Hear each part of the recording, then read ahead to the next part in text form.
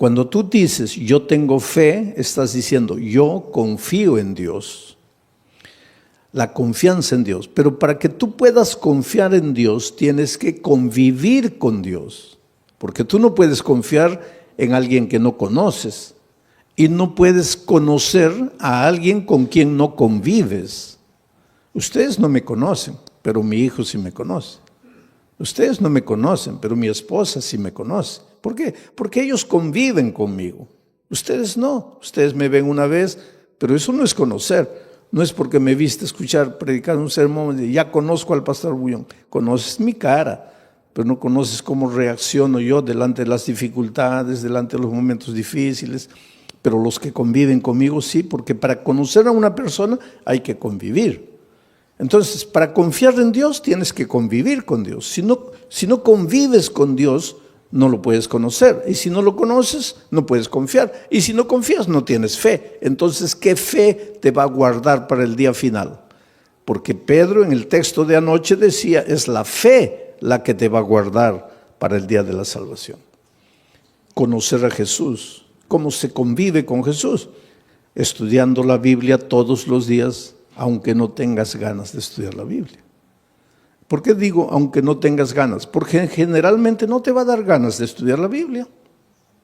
¿Por qué? Porque tienes naturaleza pecaminosa. Y a la naturaleza pecaminosa, pues le gusta ir a la iglesia, cantar, emocionarse, escuchar un sermón y listo ya.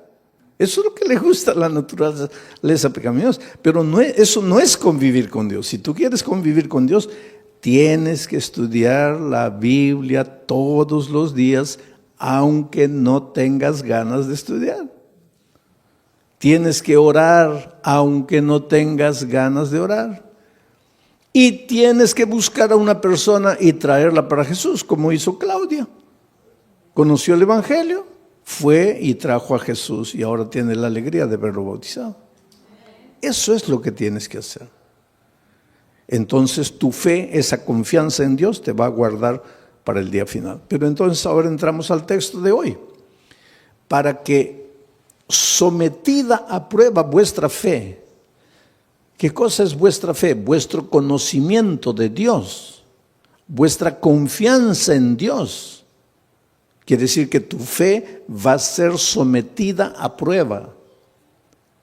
Y va a ser sometida a prueba mucho más preciosa que el oro. Esto es interesante. Los mineros agarran el oro y lo ponen a altas temperaturas de fuego. ¿Para qué? El oro es colocado a tan altas temperaturas de fuego que el oro se vuelve líquido. Comienza a hervir el oro. De tanto calor comienza a hervir el oro. Y entonces le echan algunas mezclas químicas para que toda la escoria vaya saliendo. Y sale toda la escoria y se queda el oro puro. Y cuanto más fuego le ponen al oro, más puro se queda el oro. Por eso ustedes han escuchado hablar de oro 18 quilates, 22 quilates. Eso es pureza del oro.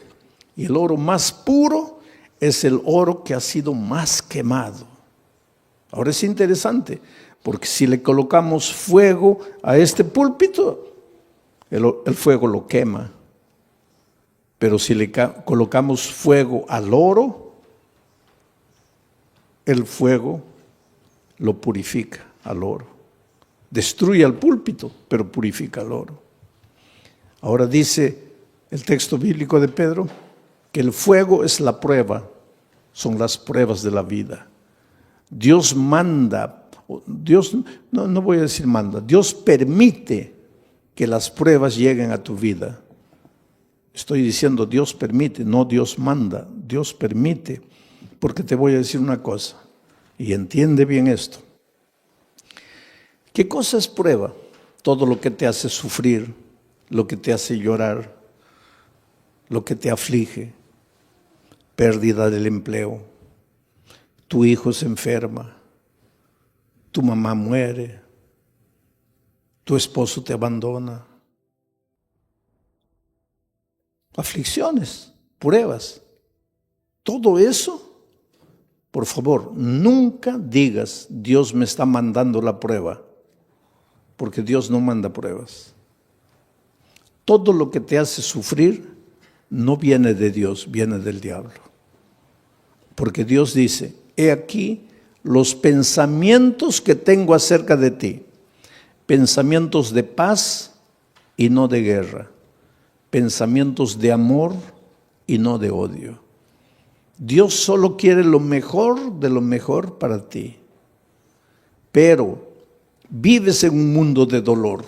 Hasta que Cristo venga, estamos peregrinando en el desierto del dolor de esta vida.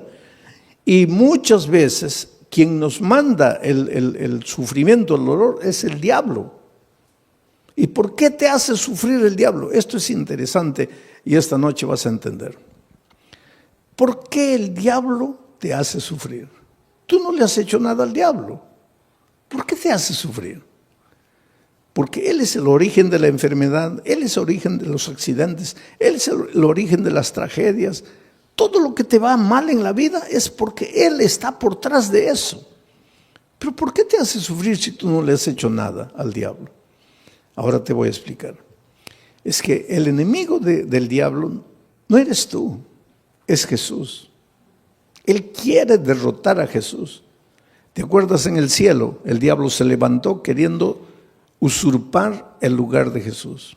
Hubo una pelea en el cielo, dice Apocalipsis, hubo una batalla, el diablo perdió y fue expulsado del cielo. Pero cuando el diablo salió del cielo, déjame imaginar esta escena. El diablo estaba saliendo y miró y le dijo a Jesús, está bien, me venciste una vez, pero la pelea no está acabada. Me venciste ahora, pero ya vas a ver cuando nos encontremos por segunda vez. Y fue expulsado. Entonces, cuando Jesús nació en esta tierra, cuando vino a salvarnos del pecado, Jesús era un nené indefenso. Y el diablo dijo, ahora sí, no lo pude derrotar en el cielo, pero ahora como un niño yo lo agarro y lo mato. Y miren lo que el diablo hizo. ¿Vino a matarlo personalmente? No, porque el diablo es cobarde. El diablo nunca muestra la cara. ¿Qué hizo el diablo para matar a Jesús? Se metió al corazón del rey Herodes. Firmó un decreto de muerte para mandar matar a todos los niños menores de 2 años. Y cuando Herodes firmó el decreto de muerte, ahí el diablo dijo, ahora sí, lo voy a matar. De esta no se salva. Pero esa misma noche, el Espíritu de Dios se presentó a José y le dijo, toma al niño y a su madre y vete a Egipto, porque lo van a matar. Y cuando José huyó para Egipto, el diablo se quedó mordiendo los labios de rabia y dijo, me venciste por segunda vez. Después, cuando Jesús comenzó su ministerio, antes de comenzar su ministerio, se fue al desierto a ayunar 40 días, ¿te acuerdas? 40 días sin comer, pues Jesús estaba debilitado, flaco. Ahí el diablo pensó, ahora lo agarro. No lo gané, no lo derroté en el cielo, no lo derroté cuando era niño, pero ahora lo agarro, está debilitado. 40 días sin comer, lo agarro. Y vino. ¿Y vino como diablo? No, porque el diablo nunca muestra la cara. Se disfrazó de ángel de luz. Y trató de engañarlo, pero no pudo, porque Jesús conocía la palabra de Dios. Y entonces derrotó al diablo por tercera vez. 3-0. Ya era casi goleada. Pero entonces el diablo esperó, dijo, la cuarta es la vencida. Y hubo una cuarta. Cuando el diablo se metió al corazón de los soldados, porque ya les dije, el diablo nunca muestra la cara, y los soldados prendieron a Jesús y lo llevaron al Calvario y lo clavaron. Y cuando Jesús murió, ahí sí el diablo dio una carcajada. Dijo, ahora sí lo vencí, lo acabé. Lo acabé. Al tercer día Jesús resucitó. Y al resucitar, ahí sí, es como si hubiera agarrado una estaca y lo hubiera clavado en el corazón del diablo. El diablo sabe que está perdido, está derrotado. El diablo no te puede hacer nada, querido. El diablo ya está perdido. El diablo ya con Cristo no puede. Entonces, como no puede con Cristo, se las agarra contigo. Es como si yo tuviera, vamos a decir, yo tuviera un hijito de 2 años. Pero tengo un vecino que quiere pelear conmigo. Viene, una bofetada, se va llorando el pobre. Pero es terco. Viene una segunda vez. Otra bofetada, se va llorando. Pero es terco, viene la tercera vez. Ahí ya ni levanto la mano, ya sale corriendo. Entonces llega a una conclusión mi vecino: no, con este no puedo, este fuerte. Entonces aprovecha que yo me vengo a Corpus Christi a predicar y agarra a mi hijito de 2 años a puntapiés y lo revuelca en la calle. Pues eso es lo que el diablo hace. Con Cristo no puede. Entonces él sabe que lo que más Jesús ama eres tú. Y ya que no puede con Cristo, se las agarra contigo y te hace sufrir y te hace perder el empleo y hace que tu hijito nazca enfermo y esto y aquello. En realidad el diablo no tiene nada contra ti. Él te hace sufrir porque sabe que haciéndote sufrir a ti, está haciendo sufrir al Señor Jesucristo. Pero ahora viene Pedro y dice así: pero es que los sufrimientos que te llegan a la vida no te pueden destruir, porque tú no eres madera, tú no eres plástico, tú eres oro. Y si el fuego de la prueba purifica el oro, mucho más el fuego del dolor, del sufrimiento, va a purificar tu fe. Quiere decir, cuando el dolor llegue a tu vida, tú lloras. Si tienes que llorar, llora. Pero no te separes de Jesús. Dile: Señor, yo no entiendo por qué estoy sufriendo. Y hay una cosa interesante. Cada vez que tú quieres andar en los caminos de Dios, cada vez que tú te propones ser más fiel a Dios, ahí más viene el diablo para destruirte. ¿Por qué? Porque esa es la pregunta que mucha gente hace. Pastor, cuando yo estoy así relajado en mi vida cristiana, parece que no me vienen pruebas. Pero cuando me quiero consagrar, ahí viene todo. ¿Por qué? Simple. Porque cuando estás relajado espiritualmente, cuando no estudias la Biblia, no oras, nada, estás en el terreno de ¿quién? Estás en el terreno del diablo. Puedes estar en la iglesia, pero estás en el terreno del diablo. ¿Y para qué el diablo te va a molestar si ya estás perdido con él? Ya pues te deja tranquilo. Pero cuando viene una semana de oración y tú te entiendes que tienes que reconsagrarte y comienzas a estudiar la Biblia, a estudiar la palabra de Dios, ahí el diablo se asusta. Porque ¿qué dice? No, este se me va a escapar, se me va a escapar. Entonces, para desanimarlo, le mando una prueba. Y la prueba, en lugar de purificarte como al oro, ¿qué hace contigo muchas veces? Te desanima. Es por eso que cuando la prueba es más fuerte, es más que tienes que agarrarte de Jesucristo y no desanimarte. En el Brasil yo estaba haciendo una campaña evangelística en un estadio, y una señora que no era adventista, no era cristiana, nada, nunca iba a ninguna iglesia, nada, pero era una buena mujer, sentimientos nobles. Hay mucha gente que no está en ninguna iglesia, no conoce la palabra de Dios, pero pues escucha la voz de Dios en su corazón y camina, anda bien. Y de repente esta señora vio en la televisión la propaganda de que yo iba a predicar esa noche en el estadio. Ahora, ese día era su cumpleaños. Y de mañanita el esposo entró al cuarto y le dice: mira, hija, estoy sin mucho dinero, no he podido comprarte un buen regalo, pero te he comprado un regalito. Y le dio una cajita. Y ella abrió y era la llave de un carro. Y cuando salió al patio, ahí estaba el carro, un carro importado, último modelo. ¡Qué felicidad! Su cumpleaños. Primera felicidad, el esposo se acordó de su cumpleaños, porque hay muchos esposos que ni se acuerdan del cumpleaños de la esposa. Segunda felicidad, le regaló. Tercera felicidad, no le regaló cualquier cosita, le regaló un carro último modelo.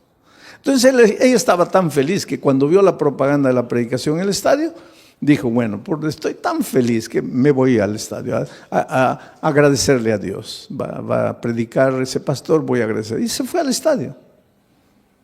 Feliz de la vida, entró. En la hora del llamado se levantó, vino adelante, le entregó la vida a Jesucristo. Dijo, ay, qué día tan feliz. Hoy es mi cumpleaños, hoy mi esposo me regaló el carro, hoy me entregué a Jesús. No, este es el día más feliz de mi vida. Y cuando sale a agarrar su carro en la playa de estacionamiento, los ladrones se lo habían llevado. Ahí ella comienza a pensar. Toda mi vida no quise saber nada de iglesia, no quise saber nada de Dios y nunca me robaron ni un alfiler. Y hoy que le entrego mi vida a Cristo me roban el carro. ¿Qué Dios es ese? Ahí está la astucia del diablo. Tú preocúpate cuando no vienen pruebas a tu vida, querido. Porque a veces no vienen pruebas a tu vida porque el diablo está tranquilo contigo. ¿Para qué te va a mandar pruebas? Pero atrévete a entregarte al Señor Jesús, a caminar en sus caminos, que ahí viene el diablo con todo para desanimarte. Ahora vamos al texto bíblico una vez más. Para que sometida a prueba vuestra fe, sí, porque tu fe tiene que ser sometida, porque una cosa es, sí, yo creo. Eso no es fe. Eso no es fe. Por eso es que el creer siempre viene acompañado del bautismo. El texto de Marcos 16 dice, el que creyere y fuere bautizado, este será salvo. El problema es el idioma, porque en español creer y ser bautizado son dos cosas. Pero es que Marcos no escribió ese versículo en español, porque Marcos no hablaba español. Marcos escribió ese versículo en griego, el idioma que él hablaba. Y en griego no son dos conceptos, el que creyere y fuere bautizado, no. Es un solo concepto, el que creyere siendo bautizado. O sea, en griego, creer no es solo mover la cabeza, no es solo teoría. El creer intelectual viene acompañado del creer práctico. Si tú crees, te bautizas. Si no te bautizas, es porque tu creer se quedó en la teoría. Y ese creer teórico no te salva. Te voy a hacer pensar un poco. El otro día una señora me preguntó, pastor, ¿el diablo es ateo? A ver, ¿qué piensan ustedes? ¿El diablo es ateo? No, el diablo no es ateo, querido. Y Santiago explica eso. Dice, ¿tú crees en Dios? Haces bien. Pero el diablo también cree. Y no solo cree. ¿Qué más hace? Tiembla. Ahora, si el diablo cree y tiembla, ¿por qué no se va a salvar? Porque su creer es teórico. Su creer no es práctico. Entonces, mucha gente hoy, muchos cristianos, sí, yo creo, bautízate. No, bautismo no, pero yo creo. Eso no existe. Yo creo, pero no me bautizo. Eso no existe, porque el creer bíblico es creer siendo bautizado. Es decir, la teoría y la práctica van juntos. Y tu fe cuando es práctica, tiene que ser probada. Tiene que ser probada. Porque el sufrimiento es como el dolor. Si tú comienzas a levantar pesas, comienza a doler. Levantas 10, ya pesa. Y comienza a doler. Al día siguiente 15, duele. Al otro día 20, duele, pero después te agarran aquí, pura piedra. Así es la fe. Cuanto más te duele, cuanto más dolor viene, cuanto más sufrimiento, tu fe más fuerte, más fuerte, más fuerte. Es por eso que en medio del dolor tienes que agradecer a Dios, porque Él sabe. Él no te manda el dolor, pero Él aprovecha el dolor que el diablo te manda para fortalecer tu fe. Para que sometida a prueba vuestra fe, mucho más preciosa que el oro, el cual, aunque perecedero, se prueba con fuego. El oro que perece, que es de esta tierra, se prueba con fuego. Entonces, si el oro se prueba con fuego, la fe, que vale mucho más, ¿cómo no se va a probar con fuego? Claro que tiene que venir el fuego del dolor. Para que sometida a prueba vuestra fe, mucho más preciosa que el oro, el cual, aunque perecedero, se prueba con fuego, para que entonces vuestra fe sea hallada en alabanza, gloria y honra. Quiere decir que tu fe es bombardeada por el diablo. Te arranca lágrimas, te hace sufrir. Muchas veces sientes que ya no puedes resistir de tanto dolor, de tanto sufrimiento. Aguanta un poco. En el nombre de Jesucristo, aguanta. ¿Por qué?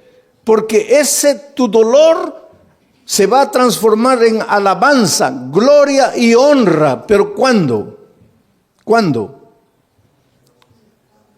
Lee la Biblia y respóndeme. ¿Cuándo? Cuando Cristo venga. Ahora me vas a decir, pastor, pero cuando Cristo venga todavía, yo preferiría ahora. Pues eso es lo que mucha gente hace. Prefiere la hora, cortito, y pierde la eternidad toda. Yo cuando era chico, íbamos a salir de vacaciones, las pocas, tal vez la única vacación que salí con mi padre, mis hermanos. Íbamos a viajar a un lugar donde no había dentista, no había nada. Y me comenzó a doler el diente, ¿no? Y mi padre me dice, mira, antes de salir, vamos a arrancar el diente. Yo soy de aquellos tiempos en que dolía el diente, arrancaba. Hoy día no, eso es un crimen. El diente te duele, hay que restaurarlo. Pero yo soy de los tiempos, dolía, arranca. Había muchachitos de 20 años que ya no tenían un diente todo arrancado porque comenzaba a doler, arrancaban. ¿Cómo ha progresado la odontología también? Hoy día es un asesinato arrancar un diente. Pero pues mi padre me dice, oye, vamos a arrancar el diente porque... No, pero me va a doler. ¿Cuánto te va a doler? Te va a doler un día. Pero vas a disfrutar de las vacaciones. No. Oye, vamos a ir a un lugar donde no hay dentista. Vamos a arrancar el diente. No, que no. Fuimos de vacaciones y el dolor aumentó y aumentó y aumentó. Se me arruinaron las vacaciones. Todo el mes llorando dolor. Y ahí mi padre me decía, ahí, yo no te dije, mejor sufre un día y disfrutas de 30 días de alegría. Ahora, tú preferiste el día de gozo y 30 días de sufrimiento.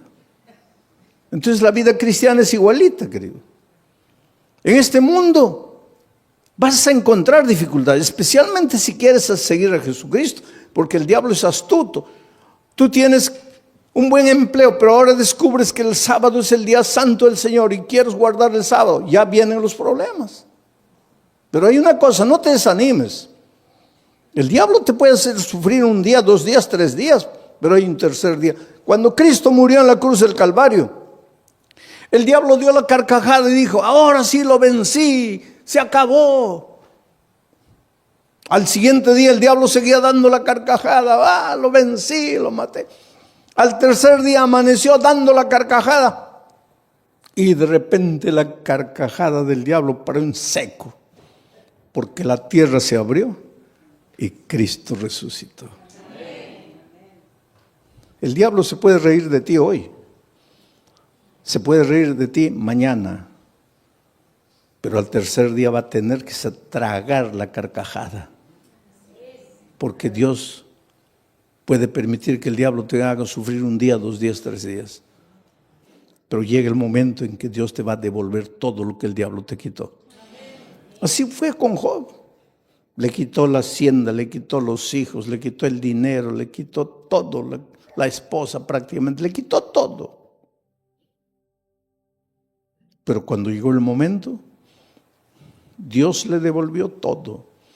Y se lo devolvió en doble, el doble de hacienda, el doble de dinero, el doble de camellos, el doble de ganado, el doble de hijos. Lo único que no le devolvió en doble fue la mujer.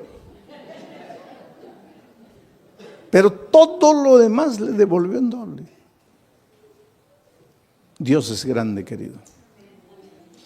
Cuando venga el dolor a tu vida, no te preocupes. ¿Por qué sufro? Dios me ha abandonado, Dios me ha dejado. No, querido, Dios no te ha dejado. Dios no te ha abandonado. Él tiene un plan para ti. ¿Y sabes por qué muchas veces permite que el dolor llegue a tu vida? Porque es la única manera de purificarte a ti mismo. A veces es en el dolor que aprendes a ser paciente. En el sufrimiento, en las lágrimas, aprendes a depender de Dios. Y esta vida cristiana es dependencia de Dios. Y esa disciplina de aprender a depender de Dios, muchas veces solo con el dolor. Vamos a seguir leyendo. El siguiente versículo. Versículo 8. A quien amáis, está hablando de quién, de Jesucristo, porque dice que vuestra fe va a ser recompensada con gloria, honra, alegría, cuando Jesús venga. Cuando Jesús venga, Jesús, a quien amáis sin haberle visto. En quien creyendo, aunque ahora no lo veáis, os alegráis con gozo inefable y glorioso. Mira, a quien amáis sin haberle visto. ¿Tú vives con Jesús hoy? Sí, pero no como los discípulos que pudieron verlo. Por eso Jesús le dijo a los discípulos, bienaventurados los ojos de ustedes que pueden ver lo que los profetas quisieron ver y no pudieron. Estaba hablando del mismo. Los profetas siguieron a Jesús solo por la fe. Nosotros hoy también lo seguimos solo por la fe. Pero los discípulos tuvieron un privilegio único. Ellos lo vieron físicamente. Pero aunque nosotros no podamos verlo físicamente, igual podemos verlo a través del estudio de la Biblia, de la oración y trayendo una persona para Cristo. Estamos conviviendo con Jesús. Pero aquí el asunto es, ¿quién escribe a quien amáis sin haberle visto? ¿Quién escribe este versículo? Pedro. ¿Y Pedro lo vio? ¿Y lo amó? ¿Y por qué lo traicionó? Ustedes se acuerdan que después de la traición Jesús ya había resucitado y los discípulos estaban en la playa. Y el pobre Pedro, cuando Jesús apareció en la playa, estaba mirando para otro lado, avergonzado. Ay, ¿qué me va a decir? Que lo he traicionado, porque después de la crucifixión ya no lo vio. Ahí se encontraron en la playa con Jesús resucitado. Y Jesús apareció y Pedro, ay Señor, en algún momento me va a llamar aparte, me va a dar una bronca porque lo traicioné. Y efectivamente, en un momento, Pedro se acercó. Jesús se acercó y Pedro dijo, ahora viene la paliza. Y Jesús le hizo una pregunta, Pedro, ¿me amas? La última cosa que Pedro imaginaba era esa pregunta. ¿Me amas? Sí, Señor. No, Pedro. No, ¿cómo sí, Señor? Te estoy preguntando si me amas. Sí, Señor. No, calma. ¿Por qué tanta prisa? No me has entendido. Te estoy preguntando si me amas. Y ahí él se dio cuenta de por qué Jesús le preguntaba eso. Y comenzó a llorar. Y dijo, Señor, yo sé, tú sabes todas las cosas. Tú no tienes ninguna razón para creer que yo te amo. Te he fallado. Pero me das la oportunidad de amarte. Y Jesús le dijo, claro que sí. Y todavía te voy a confiar una misión, predicar el Evangelio. Y algunos días después, Pedro se levanta para predicar un sermón y bautiza a 3,000 personas. La pregunta esta noche es, ¿tú quieres resistir en la prueba? Cuando el dolor venga, ¿no quieres traicionar al maestro? Entonces la pregunta es, ¿tú amas al Señor Jesús? Porque Pedro después de haber pasado todo eso dice, a quien amáis sin haberla visto. ¿Por qué dice a quien amáis sin haberla visto? Porque él sí lo había visto. En quien creyendo, aunque ahora no le veáis, os alegráis con gozo inefable y glorioso. Lo que Pedro está diciendo es,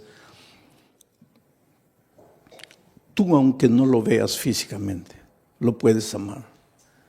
Y Pedro cuando se levantó, se arrepintió y le dijo a Jesús que lo amaba, dice la tradición, la Biblia no dice eso, pero la tradición dice que él fue crucificado. Y cuando lo iban a crucificar, él dijo, no soy digno de ser crucificado como mi maestro. Crucifíqueme de cabeza para abajo. Y lo crucificaron de cabeza para abajo. No hay prueba bíblica para decir eso, pero la tradición dice, sea como fuere, sabemos una cosa. Después de transformado por el poder de Dios, él ya no tuvo miedo de morir por Dios. Oh, querido, Dios tiene un plan muy, muy bonito para tu vida. Las tristezas y dolores que llegan a tu vida tienen sentido, pero tienen sentido cuando tienes fe. Hace muchos años atrás, en la ciudad de San Pablo, los jóvenes de una iglesia fueron a participar de un congreso en el sur del país. 40 jóvenes, miembros del coro de la iglesia. Y el sábado en la noche, terminado el congreso, regresaban para San Pablo. Y el ómnibus se chocó. Sabe que los jóvenes venían cantando himnos, los himnos del coro. Venían cantando en el ómnibus y el ómnibus se chocó contra un camión cargado de fierro de construcción. Y el fierro los atravesó. Así los hizo como los peruanos me van a entender, como anticuchos, ¿no? Los atravesó. 22 jóvenes murieron. Al día siguiente los periódicos publicaron una noticia. Y un periódico atrevido publicó así: ¿dónde estaba Dios cuando sus hijos cantaban? ¿Por qué no los cuidó? Es que el dolor es un misterio, ¿sabes?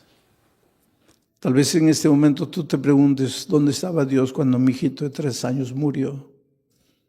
¿Qué culpa tenía mi hijito para morir como murió de leucemia? ¿Qué mal había hecho? Es que no necesitas hacer mal para sufrir.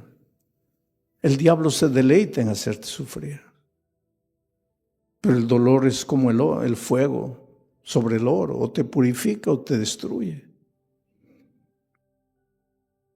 Interesante que entre esos jóvenes que habían muerto, había una chica que hace 6 meses había sido bautizada, contra la voluntad de sus padres. Ella tenía 22 años, una joven. El día que se bautizó, el padre le dijo, mira, olvídate que yo soy tu padre, que tú eres mi hija. Lo peor que podría haberme sucedido en la vida es que tú traicionaras la fe de tus padres, de tus abuelos, de tus bisabuelos. Pero la niña no había conocido solo la teoría del Evangelio, sino que el Evangelio se había hecho carne en su vida, de tal manera que ella se volvió una hija tan dulce, tan cariñosa, pero la madre y el padre nunca aceptaron el calor, el cariño, el amor de la hija. Aquel viernes de tarde en que se iban para el congreso, ella fue a despedirse del papá y le dijo, mira papá, me estoy yendo a Curitiba con los jóvenes de la iglesia. Y él le dijo, ¿y qué me avisas a mí? Tú no haces lo que te da la gana, tú no te metiste a esa iglesia, tú no te bautizaste. ¿Y qué vienes a avisarme que te vas? Tú siempre haces lo que te da la gana, vete a donde quieras. Y él le dijo, sí, papito, pero yo vine a darte un beso, me voy. Y cuando se acercó para besarlo, el padre retiró el rostro y dijo, no quiero nada de ti. Y en el camino de vuelta, la niña muere. ¿Sabes que los hijos de Dios también morimos en accidentes? Entonces cuando te pasa un accidente, no digo, ¿dónde estaba Dios? Dios está en el mismo lugar. Jesús dijo que cuando la lluvia cae, moja a los justos y a los injustos. Y cuando el sol sale, alumbra a los justos y a los injustos. Estamos en un mundo de dolor. Ese padre hizo tanto escándalo en la iglesia, ¿sabes? El día del sepultamiento, 22 cajones estaban ahí. Y mientras sepultaban a los jóvenes sobrevivientes que habían salido del accidente, cantaban. Sus amigos estaban siendo enterrados y ellos cantaban, lloraban. Las lágrimas caían, pero cantaban. Lloraban porque tenían tristeza. Cantaban porque tenían esperanza. Es que los seres humanos que aprendemos a confiar en Cristo, somos capaces de cantar en medio del dolor. Mientras que el padre estaba destruido ahí, ¿sabes? Y cuando llegó el momento del bajar el cajón de la hija, él se arrojó y decía, entiérrenme con ella, quiero morir. Y abrazando al cajón le decía, mira hijita, el viernes me quisiste dar un beso y yo no sabía que era el último beso y te rechacé. Por favor, perdóname. Quiero morir, quiero morir, quiero morir. Fue una escena triste, dramática, cuando sacaron al padre, terminó el entierro, todos se fueron. El hombre se quedó solito junto a la tumba de su hija. Y la mejor amiga de su hija, que salió viva del accidente, que fue justamente la que la llevó al evangelio, al conocimiento de la palabra de Dios.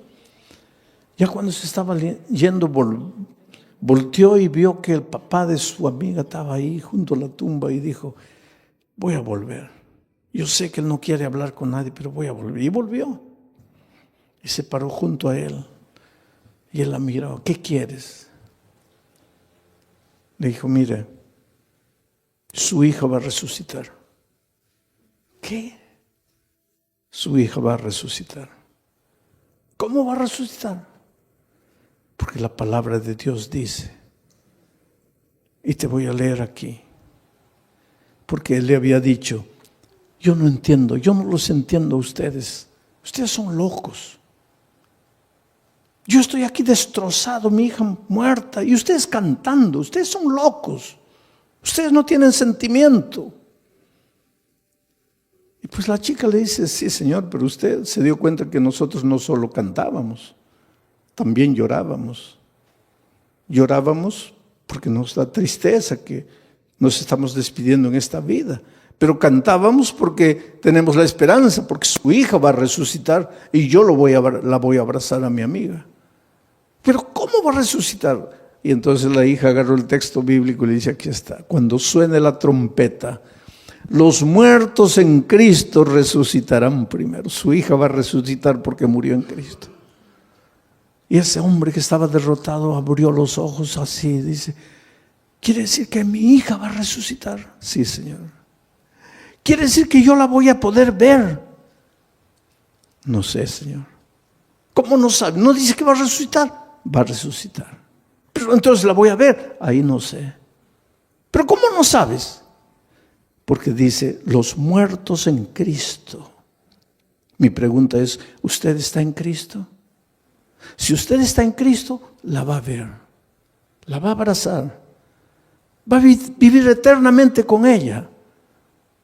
Pero si usted no está en Cristo, ¿y qué hago para estar en Cristo?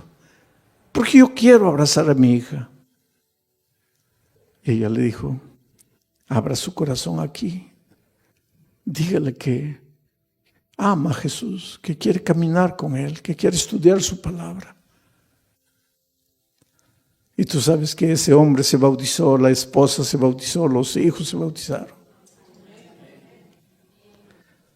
Yo solo imagino el día de la resurrección, cuando la niña resucite, transformada para vida eterna. Y vea venir a abrazarla a su padre, a su madre, a sus hermanos, todos vestidos de vestiduras blancas y corona de justicia en la cabeza. Y la hija diga, ustedes que me persiguieron, que me maltrataron por causa de la fe, ustedes están. Y el padre les diga, hija, tal vez si tú no hubieras muerto, nosotros nunca nos hubiéramos rendido a Jesús. El dolor no llega sin motivo. El dolor tiene un motivo. El dolor llega para purificarte, a veces llega para sacudirte, para hacerte pensar. Por eso la Biblia dice, hoy es el día de buena nueva. Hoy es el día de salvación. Y por eso te voy a hacer una invitación. Esta invitación no es para los miembros de iglesia bautizados, porque ustedes un día pues ya se levantaron, ya fueron adelante entregándole la vida a Cristo. Esta invitación es para ti, querido, que estás estudiando la palabra de Dios, estás conociendo el Evangelio. Esta noche has recibido la invitación de un amigo, de un vecino, de un compañero de trabajo, de un pariente, y has venido esta noche. Pero esta noche quieres decirle, Señor Jesús, yo quiero amarte. Yo te entrego mi vida, yo quiero estudiar más tu palabra. Yo quiero conocer el Evangelio. Yo quiero prepararme para ir al cielo cuando tú vengas. El tema de esta mañana es para hacernos pensar bastante, porque muchos son los llamados, pero pocos los escogidos. Quiere decir, todos comienzan la carrera cristiana, pocos llegan al final. El propio Pablo temía. Pablo decía, no ser que después de haber predicado para tantos, yo mismo me pierda. Comenzar es fácil, ya terminar depende de la persistencia, de la perseverancia, de la permanencia en Cristo. Y el mensaje de esta mañana tiene que ver con eso. Filipenses capítulo 3, versículo 4, dice así.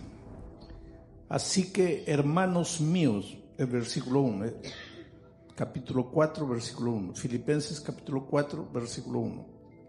Así que, hermanos míos, amados y deseosos, gozo y corona mía, estad firmes en el Señor, amados. A mí me impresiona la manera cariñosa como Pablo se dirige al pueblo de Dios, amados, deseados. En un solo versículo menciona 2 veces la palabra amados, amados míos. Pablo era un hombre que vivía en función de su misión. Un hombre que vivía en función de la misión porque el vivir para él era Cristo. Cristo, Cristo, Cristo. Es que Pablo al inicio de su vida era un pobre cazador de cristianos, un perseguidor de cristianos. Y ustedes saben que un día, una noche, camino de Damasco, se encontró con Jesucristo. Él toda su vida pensaba que perseguía herejes. Y esa noche él preguntó, Señor, ¿quién eres tú? Porque escuchó la voz de Jesús que le dijo, Saulo, Saulo, ¿por qué me persigues? ¿Quién eres tú, Señor? Yo soy Jesús, a quien tú persigues. Pobre Pablo. Él nunca pensó que estaba persiguiendo al Señor Jesucristo. Pensó que estaba persiguiendo a un bando de herejes. ¿Será que esta mañana, por esas coincidencias de la vida, estoy predicando a un hombre cuya esposa ya está en la iglesia hace algún tiempo, o cuyo hijo está en la iglesia, o cuyo padre está en la iglesia hace algún tiempo, pero tú siempre te has mantenido al margen? Inclusive más de una vez has dicho a tu esposa o a tu hijo, a tu padre, a tu hermano, a tu vecino, a tu primo, no, esas tonterías de religión, te están lavando la cabeza, te están engañando. Ahí te bautizan después para sacarte los diezmos, que eso, que. Pobrecito tú, no sabes a quién persigues, no sabes de quién hablas. Ahora tú podrías abrir el corazón hoy, está todo bien, tranquilo, estás sentadito, con vida, con salud. Triste será que un día tengas que abrir el corazón a Jesús cuando estés como Pablo, comiendo arena en la oscuridad de la vida, ciego, caído. ¿Caído de dónde? Del pedestal de tu orgullo, enfermo, con cáncer, destruido, acabado. Y cuando ya no te resta otro camino, ahí, Señor Jesús, como la última rueda del coche. Jesús. Y si Jesús fuera hombre, te diría, qué bonito, ¿no? Ahora que ya el médico te dijo que vas a morir dentro de un mes, te acordaste de mí. Qué bonito, ¿no? Pero Jesús no es hombre. Es un Dios maravilloso de amor. Y no importa cómo vengas a Él, Él te recibe y te acepta. Por eso yo te pregunto, ¿qué esperas para entregarte a Jesús? ¿Qué esperas para rendirte a Jesús? Ayer vimos el versículo: haya en ustedes este sentimiento que hubo en Cristo Jesús, que se despojó a sí mismo. Jesús se despojó de la gloria, de la honra.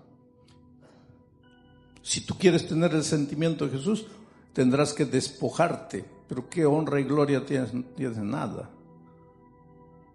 Tendrás que despojarte de tus preconceptos, de tus temores, de tus miedos, para bajar a las aguas del bautismo, así como Jesús bajó a la muerte. Tu muerte es el bautismo. Cristo murió por ti, y cuando eres bautizado te bautizas en la muerte de Jesucristo. Entonces no pienses, si tienes que bautizarte, no pienses. Pero hay personas duras, ¿no? Yo no sé por qué estoy hablando esto, porque de repente estoy hablando al aire, pero no pienses que alguien me ha contado, alguien me ha dicho, pastor, hable eso, ¿no? Yo no acepto esas cosas, yo abro la palabra de Dios y hablo lo que Dios dejó escrito, no lo que alguien me dice, hable. Pero alguna cosa me dice que aquí estoy predicando a algún esposo, a alguna esposa que persigue de alguna manera o que está ahí.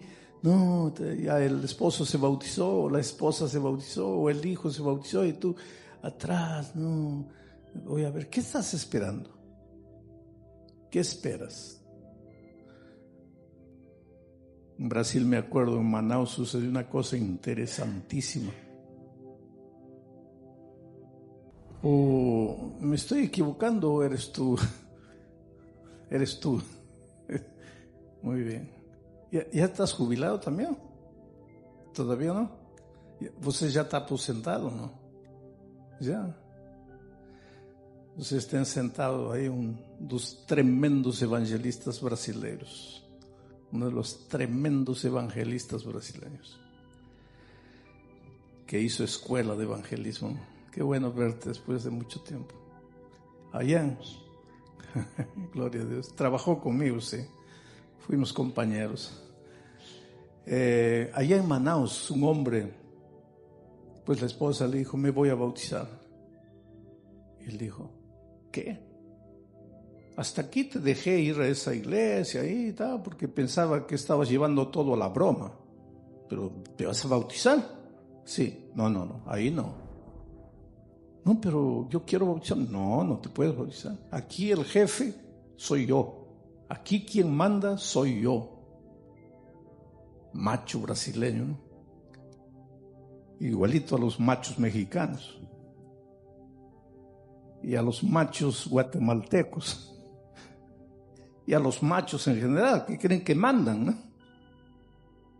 Aquí mando yo, no te vas a bautizar. No, pero mira, he estudiado la palabra de Dios. No vas a bautizar. Él le dijo, mira, yo me voy a bautizar porque en la palabra de Dios dice que aunque sea tengo que dejar padre, madre, por causa de Cristo, me voy a bautizar. No te vas a bautizar. Sí me voy a bautizar. Y él dijo, mira, si te vas a bautizar, mejor ya prepara tus maletas, sal con tus maletas, vete. No, yo voy a bautizarme y voy a volver. No vas a volver. Pero ella agarró su ropa, fue a bautizarse. Y en la tarde, pues volvió. Pero temerosa en su corazón, ¿y ahora qué me va a decir?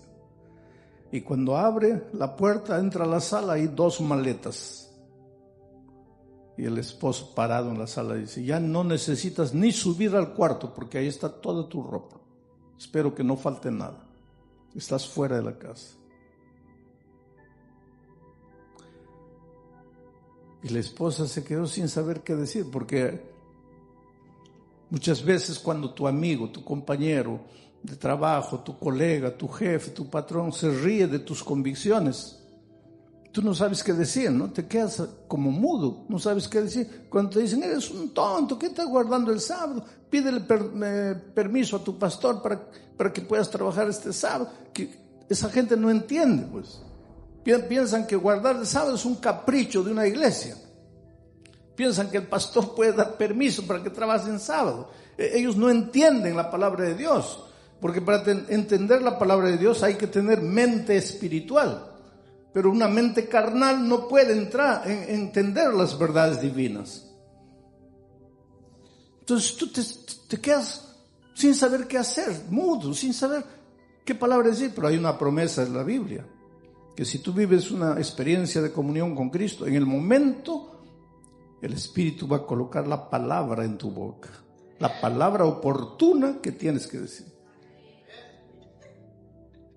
Y la pobrecita hermana pues clamó a Dios, Señor, has prometido colocar la palabra, ¿qué hago? ¿Qué digo? Ahí está mi maleta, me está botando. Pero de repente sintió la paz en su corazón y le dijo, mira, yo me voy, pero antes quiero decirte una cosa, con todo cariño. Cuando yo no conocía a Jesucristo, ¿te acuerdas? Íbamos los sábados en la noche a bailar. Y tú te ponías a tomar. Y te quedabas borracho ahí toda la noche. Y yo bailando con otros hombres, me agarraban, los besaba. Y tú borracho durmiendo. Llegabas a la casa, me gritabas y ¿qué hacía yo? Agarraba la olla, te tiraba, ¿Tú te acuerdas la vida que yo vivía? Ahora, desde que conocí a Cristo, mi vida cambió. Soy una esposa correcta, una madre buena para mis hijos. Mira la casa, a pesar de que yo trabajo, mira todo en orden. Y tú por eso me estás botando de la casa. Ah, no, Señor. En el nombre de Jesucristo, quien va a agarrar sus maletas y está fuera de esta casa eres tú. Esta hermana dice amén con ganas. Pero eso lo sacudió al hombre, ¿sabes? Lo sacudió.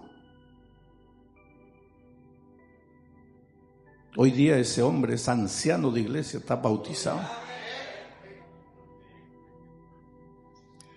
Entonces no temas de testificar de tu amor por Cristo, que ya has sido bautizada. Ahora, todo esto es introducción, eso no es el mensaje extraído del texto. Porque el texto habla de estar firme hasta el día en que Cristo venga. Porque comenzar es fácil, bautizarse es fácil, nacer es fácil.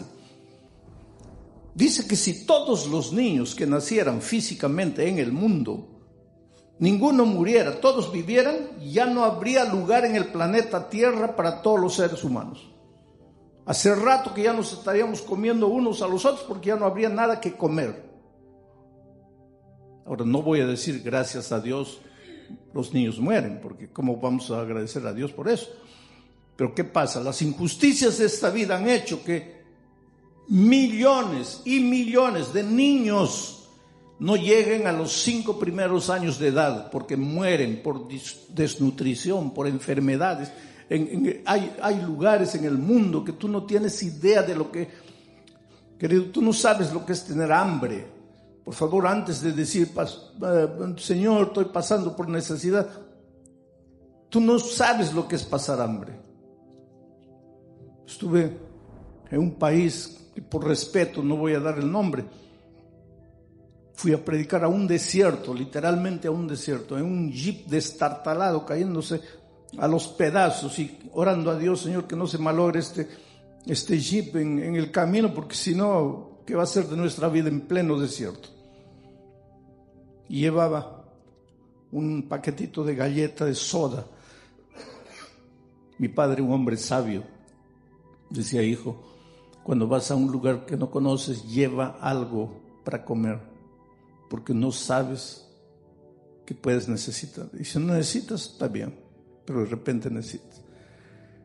Y yo llegué a un lugar, ¿sabes?, para predicar. Hermanos que habían caminado 5, 6, 7 horas por el desierto. Los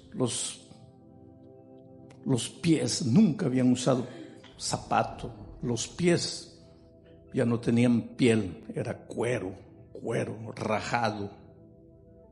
Y ni siquiera sangraban. Hombres delgados, ¿sabes? Hombres, mujeres, niños, la piel pegada al hueso, los pómulos apareciendo, gente que no comía.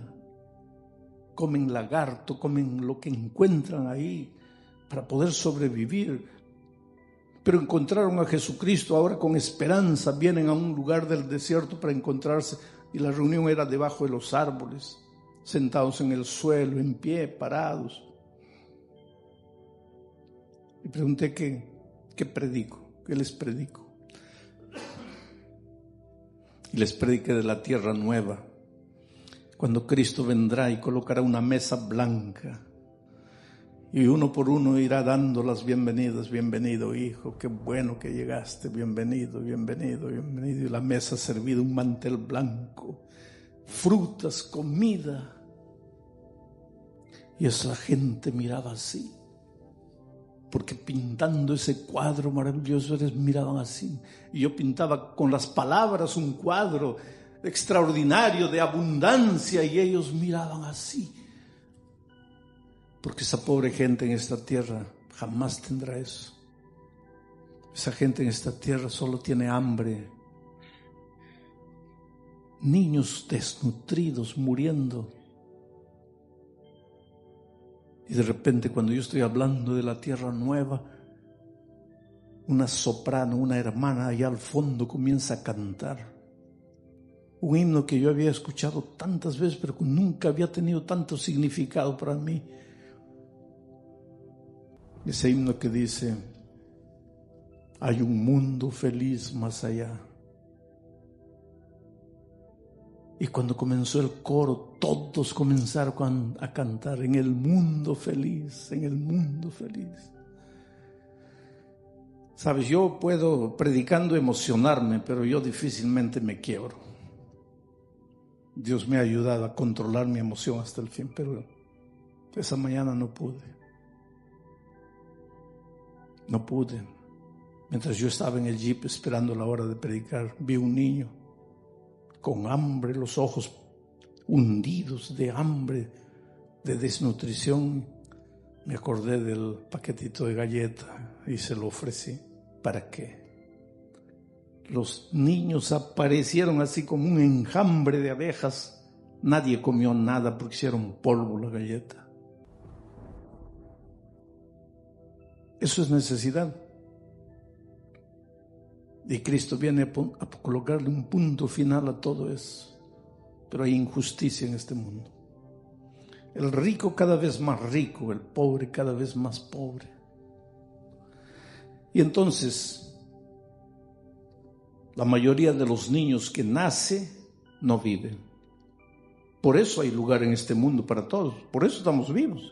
Porque si todos los niños que nacen vivieran, ya estaríamos todos muertos. Pero entonces, eso mismo se repite en la vida espiritual. Y Pablo dice que no todos los que nacen estarán firmes cuando Cristo vuelva. Y por eso dice amados, y habla con tanto cariño: amados, lo que más quiero es que cuando Cristo venga, ustedes estén firmes. Y este pensamiento él repite una y otra vez en la epístola a los Filipenses. Por ejemplo, en el capítulo 1, versículo 10 dice, para que aprobéis lo mejor, a fin de que seáis sinceros e irreprensibles para el día de Cristo. Él está preocupado en el fin. Yo les escribo, yo ministro, yo hago todo para que ustedes, cuando llegue el día de Cristo, ahí estén firmes. Porque ¿de qué vale la pena? Ustedes aceptaron el evangelio, cantaron, se deleitaron, pero cuando llega Cristo están perdidos. Pablo dice, no, lo que yo quiero es que ustedes estén listos cuando Cristo venga. En el capítulo 2, en el versículo 5 dice, para que seáis irreprensibles, sencillos, hijos de Dios, sin mancha en medio de una generación maligna y perversa, en medio de la cual resplandecéis como luminares en el mundo, pero en el sentido y para todo esto, ¿para qué? Para que cuando Cristo venga, estéis firmes. Y ahora en el versículo 1 dice, así que hermanos míos amados y deseados, gozo y corona mía, estad firmes en el Señor, amados, porque la tragedia de la vida es permanecer. Y ustedes han visto que en toda la epístola a los filipenses, la preocupación de Pablo es estar en Cristo, estar en Cristo, estar en Cristo, estar en Cristo. Y Jesús mismo lo dijo, permaneced en mí y yo permaneceré en ustedes. No es estar en la iglesia, es estar en Cristo. Porque yo les digo una cosa con dolor y tristeza de corazón, muchos esta mañana están en la iglesia. Pero yo me pregunto cuántos están en Cristo. Ese es el asunto. La iglesia no salva, pero eso no quiere decir que la iglesia no vale. La iglesia tiene un lugar en la vida del cristiano. Cuando Jesús encontró al paralítico el tanque de Betesda, lo curó y después Jesús desapareció. Ya no había dónde estaba Jesús. Pero el texto bíblico sigue diciendo que entonces Jesús, el paralítico curado, fue al templo para adorar a Dios y ahí se encontró con Jesús y ahí tuvo la alegría de agradecerle a Jesús. Quiere decir, el templo no te salva, pero no digas que has sido salvado por Cristo si no estás en el templo. La iglesia no te salva, pero no digas que Cristo te ha salvado si no estás en la iglesia. Pero ¿saben cuál es la tragedia de nuestros días? Que para muchos la iglesia se ha vuelto un club religioso. A donde yo voy, escucho un sermón, vuelvo para la casa. No soy parte del cuerpo de Cristo. No vivo la vida en Cristo. Ahí yo me pregunto, y como Pablo digo, duele mi corazón, porque yo no quisiera que ustedes salgan esta mañana sintiéndose condenados, perdidos, acabados. Pero cuando yo los veo, queridos, yo veo en el brillo de todos el deseo de querer estar firme cuando Cristo venga. Pero para eso tienes que despertar. Tienes que hacer de tu vida una vida real en Cristo. Entonces, ¿cómo se está firme en Cristo? Porque nosotros los cristianos tenemos muchas expresiones maravillosas. Por ejemplo, cristianismo es andar de la mano con Jesús. Qué bonito, ¿no? Cristianismo es andar de la mano con Jesús. Ahora dime, ¿y en la realidad qué significa eso? ¿Vas a agarrar a Jesús de la mano para andar con él? No, entonces, ¿qué quiere decir andar de la mano con Jesús? Ya vimos durante la semana que ser perfecto es caminar con Dios. ¿Y cómo se camina con Dios? A ver, ¿cómo se camina con Dios? Cristianismo es cultivar compañerismo con Jesús. ¿Y cómo se cultiva compañerismo con Jesús? Es vivir en comunión diaria con Jesús. ¿Y cómo se vive en comunión diaria con Jesús? Jesús dice, permaneced en mí y yo en vosotros. ¿Cómo se permanece en Cristo? A ver, ¿cómo se permanece en Cristo? Él ilustra, dice, así como el ramo no puede producir frutos si no está ligado, conectado a la vid. Entonces ustedes tienen que conectarse a mí. ¿Cómo? A ver, ¿cómo nos conectamos a Él? Entonces te digo una cosa, nosotros tenemos muchas palabras, frases bonitas ¿Pero qué quiere decir eso? Ahí el hermano levanta la Biblia. Sí, eso es una parte. Son 3 instrumentos de conexión con Cristo. Pero esos 3 instrumentos solo valen si están juntos los 3. Porque uno solo no vale, 2 solo no vale. Porque tú puedes decir así, bueno, yo hago 2, me falta 1, ya gané, 2-1, ya gané. No, en fútbol funciona eso, pero en la vida cristiana 2-1 igual a 0. Para que funcionen, los 3 tienen que funcionar. ¿Y cuáles son esas 3? Esas 3 herramientas de conexión con Cristo, de comunión con Cristo, de compañerismo con Cristo, de andar de la mano con Jesús. Primero, la oración. Tienes que ser un hombre y mujer de oración. Pero aquí nos metemos en problemas, porque aparece gente por ahí diciendo, solo se puede orar de rodillas. Y a veces hacen tanto problema. Y a veces parten la iglesia, hacen sufrir a la iglesia, porque solo se puede orar de rodillas. Yo ya les he dicho, queridos, nuestra fe tiene que ser una fe inteligente. No puede ser una fe irracional, fanática. Tiene que ser una fe inteligente, una fe con sabiduría. Pero aquí dice el Espíritu de Profecía que ¿quién te ha enseñado a orar de pie? Arrodíllate. Aquí está. Sí, está.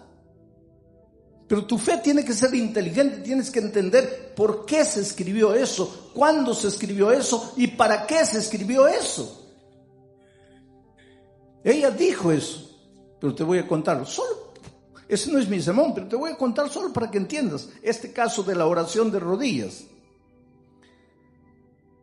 Había un muchacho recién graduado, recién entrado al ministerio, jovencito, 20, 22 años. Y ustedes saben que hay una cosa, nosotros los pastores viejos, como el pastor Collins, y nosotros los pastores viejos aprendemos una cosa cuando nos volvemos viejos. Y una cosa triste que duele, y es que no sabemos nada. Pero eso solo descubrimos cuando envejecemos. Porque cuando tenemos 20 años pensamos que sabemos todo. Y solo la edad nos enseña que no sabemos nada. Entonces había un muchacho en los tiempos de Elena de White, así, 22, 23 años. Y ustedes saben que siempre nosotros en el culto divino, que es parte de nuestra liturgia, de nuestra costumbre, en la oración pastoral, la primera oración del culto divino, siempre la hacemos todos arrodillados. Y entonces, pues todos los pastores que estaban adelante se arrodillaron, inclusive, la hermana de White estaba presente esa mañana, no estaba en la plataforma, pero estaba. Y cuando todos se arrodillaron, el pastor de 20, 22 años se quedó en pie. Y pues la sierva del Señor era muy amorosa, muy cariñosa, pero era firme. Y antes de que el pastor empezara a hacer la oración, le dijo, hey, a ti, ¿quién te dijo que puedes orar de pie? Arrodíllate. En esas circunstancias, por ese motivo, en esa ocasión.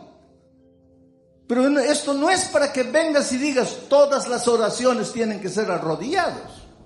Porque tú puedes orar de cabeza para abajo colgado del árbol. Tu carro se salió de la carretera, te quedaste colgado y ahora quieres orar, ¿qué vas a hacer? Te vas a arrodillar. Y si oras colgado, Dios te va a oír. Claro. Yo siempre antes de dormir me arrodillo para orar. Pero si a medianoche me despierto, en lugar de estar pensando en las mariposas, me pongo a conversar con Dios y ya estoy orando. La sierva del Señor dice que el ama de casa, mientras está preparando el pan, puede estar orando. Mientras estás dirigiendo tu carro, en lugar de estar ahí pensando en tonterías, orando. Lo que tienes que... Y Pablo resuelve todo el problema cuando dice, orad sin cesar. ¿Qué quiere decir sin cesar? 24 horas por día orando. Pastor, pero ¿y a qué hora voy a dormir? Pues aprende a dormir orando. ¿Pero cómo se hace eso? Tienes que aprender a dormir en comunión. Y los esposos me van a entender, porque a veces la esposa está y el esposo está y comienzan a hablar, ¿no?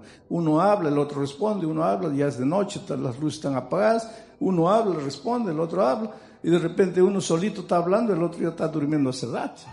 Pues la vida con Cristo es así.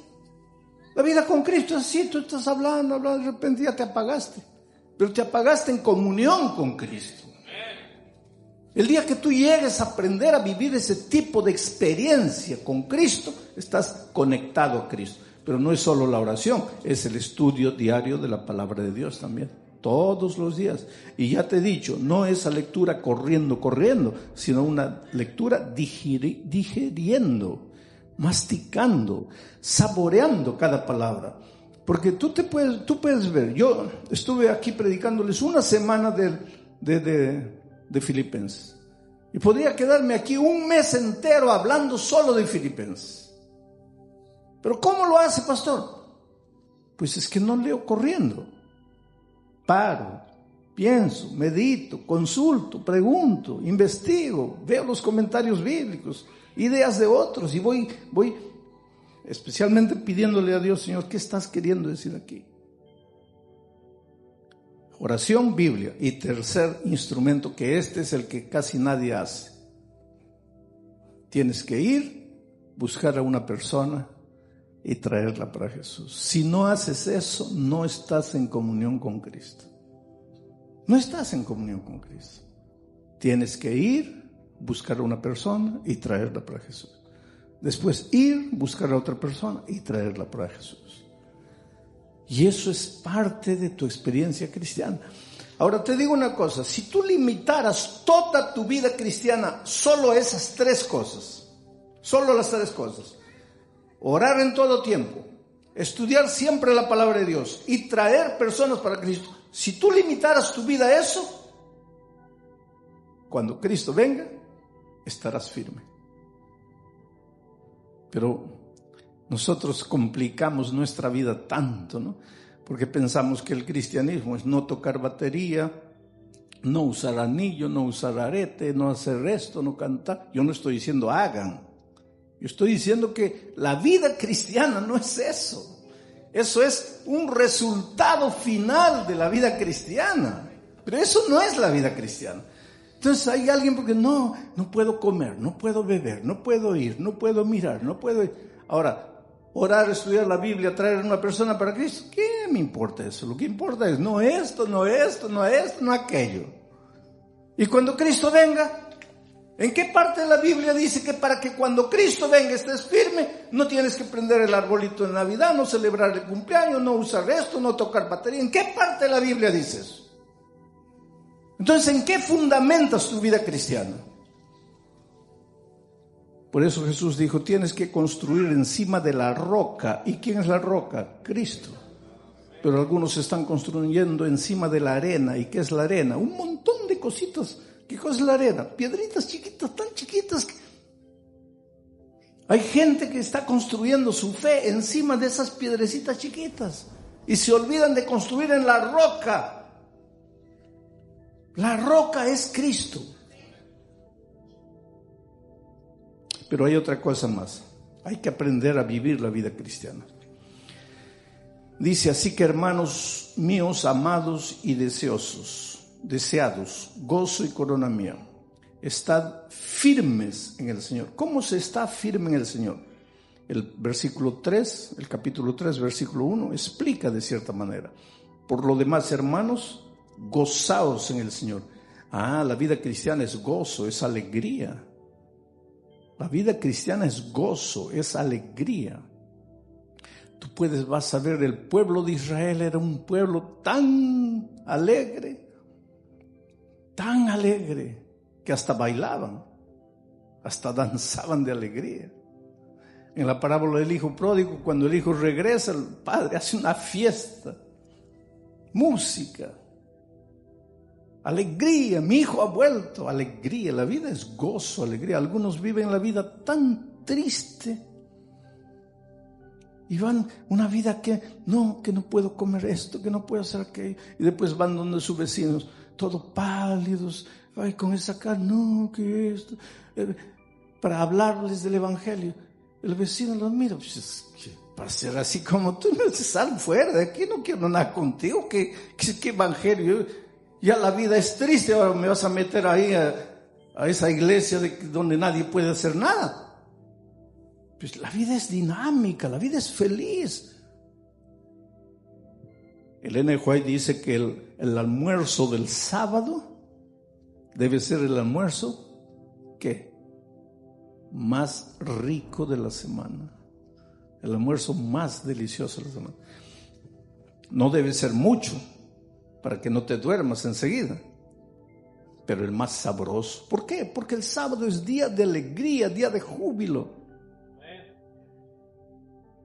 Yo tenía 9 hermanos y mi madre entendió eso. Cuando yo era niño, el sábado era el único día que había postre. Durante la semana no había postre, solo el sábado. Y el postre era gelatina. Pobrecita mi madre. Y para nosotros los niños la gelatina era lo más rico. Y cuando desde el domingo ya estábamos esperando el sábado, a ver, falta 6 días, falta 5 días, falta 4 días, falta por la gelatina. Pero la verdad es que de niños el sábado comenzó a ser una alegría. Porque la vida es alegría. Por eso Pablo dice, por lo demás, hermanos, gozaos en el Señor. A mí no me es molesto el escribiros las mismas cosas, y para vosotros es seguro. Interesante, Pablo dice así: a mí no me molesta escribirles siempre las mismas cosas, y eso para ustedes es seguridad. Yo aprendí eso con el tiempo, porque ¿sabe por qué yo predico sin papel? Porque cuando yo era jovencito, recién graduado, hacía mis bosquejos. Pero decía así, yo pensaba para mí, si yo predico el mismo sermón 2 veces, los hermanos van a pensar que yo no estudio, que yo soy ocioso. Entonces yo no puedo predicar 2 sermones, el mismo sermón 2 veces. Entonces, para no sentirme tentado, agarraba mi bosquejo y lo echaba a la basura.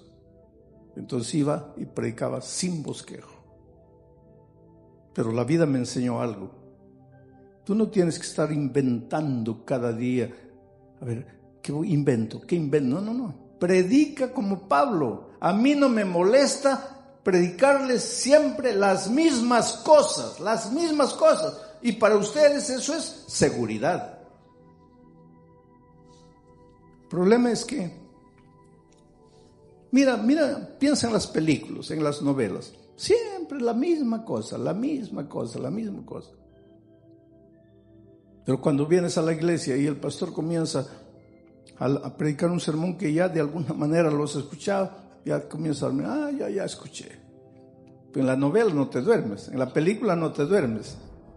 Siempre el bueno mata al malo y la misma historia. Pero siempre estás ahí. Es que el diablo conoce y hace funcionar aquí en la cabeza. Cuando se trata de cosas espirituales y estás repitiendo la misma cosa, te cierra la llave.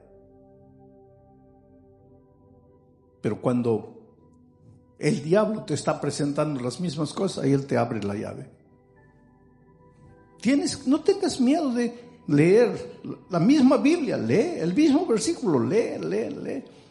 Y hay otra cosa, coloca eso en tu cabeza, porque el versículo 8 del capítulo 4 dice lo siguiente: por lo demás, hermanos míos, pensad todo lo que es verdadero, todo lo que es honesto, todo lo justo, todo lo puro, todo lo amable, todo lo que es de buen nombre, si hay virtud alguna, si algo digno de alabanza, en esto pensad.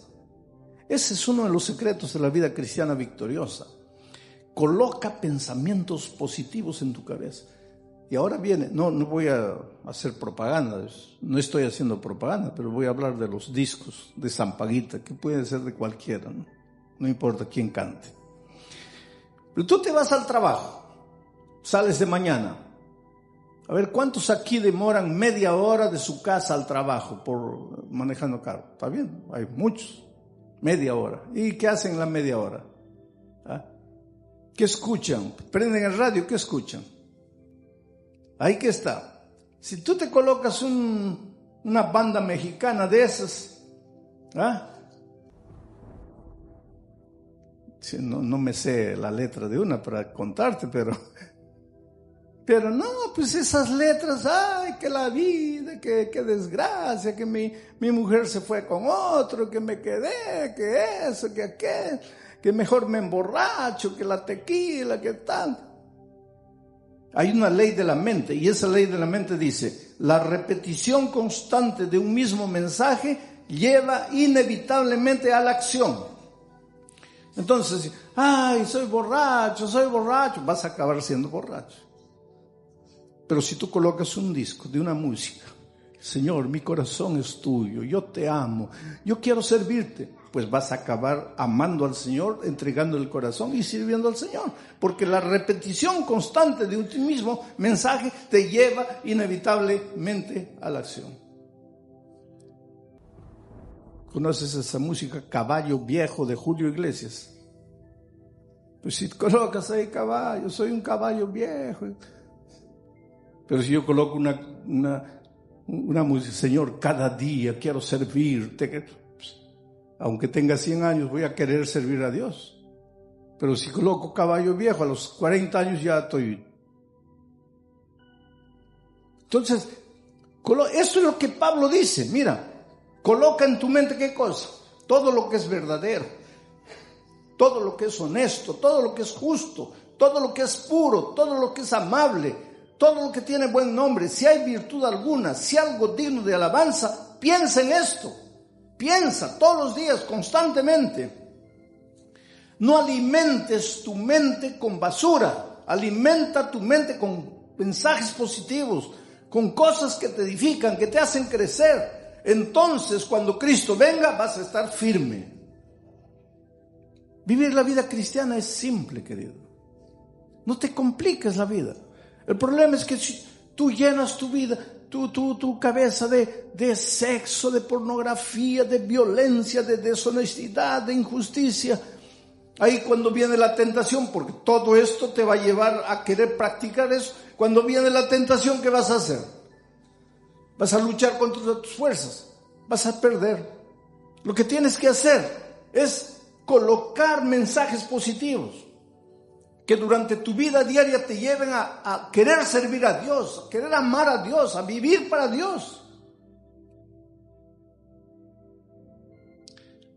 Yo no sé si nos vamos a volver a ver, aunque el pastor Jorge dice, no, ven el próximo año, pero si nos vemos más o no nos vemos, eso no importa. Una cosa importa: cuando Cristo venga, que ustedes estén firmes. Y que ese día digan así, valió la pena el consejo del pastor. Aprendí a colocar un CD con música que me ayudó a colocar pensamientos. Coloqué un sermón que el sábado predicó el pastor y eso me ayudó. Hoy día hay Biblia grabada. Coloca la Biblia grabada, un salmo. Ve escuchando un salmo. De tanto repetir el salmo, lo vas a aprender. De tanto aprenderlo, lo vas a vivir. Facilítate a ti mismo la vida cristiana. No te creas problemas. Ahora, llenas tu cabeza de basura. Cuando llega el momento de la tentación, pues no tienes fuerza. Eres una pobre víctima de tus propios pensamientos, de tus propias ideas. Entonces, querido, que Dios te bendiga ricamente. Si tú quieres decirle a Jesús, Señor, ayúdame a colocar cosas buenas en mi corazón. Señor, ayúdame a estar firme cuando Cristo venga. Señor, no quisiera haber peleado en vano, haber luchado en vano, haber caminado en vano. Yo quisiera estar en el reino de los cielos cuando Cristo venga. Si quieres decirle eso a Jesús, pues levántate ahí donde estás.